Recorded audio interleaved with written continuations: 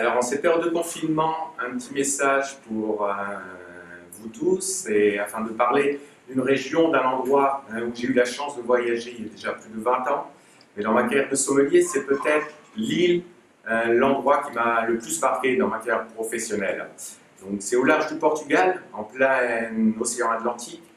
C'est sur l'île aux Fleurs. L'île aux Fleurs, l'île de Madère, une île volcanique qui m'a vraiment fait découvrir une panoplie de vins, d'encépagements, de personnes, de producteurs, de cultivateurs sur cette île.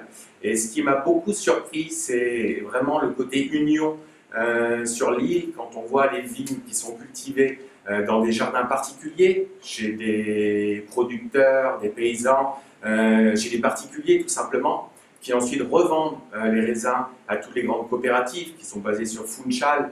Je pense à la maison Barbeito, Oliveras, l'une des plus anciennes de l'île aujourd'hui. J'ai eu cette chance de goûter peut-être plus d'un siècle de millésime. Je me souviens encore d'une bouteille, d'une demi-bouteille, d'une petite fiole des années 1700 qui était encore exceptionnelle dans sa dégustation.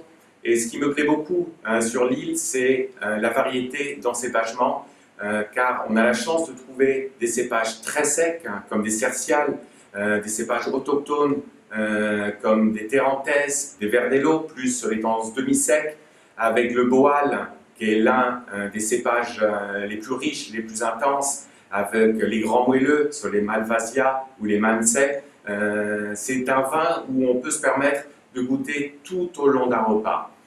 Quand je parlais des vins de Madère secs, par exemple les cerciales, j'aime beaucoup sur les potages, des infusions en début de repas. Et ensuite, on peut aller sur des tendances demi-secs, sur des poissons, sur des boals, voire des terrantaises, et terminer sur le repas, sur les desserts chocolatés, fruits secs, sur des tendances Malvasia.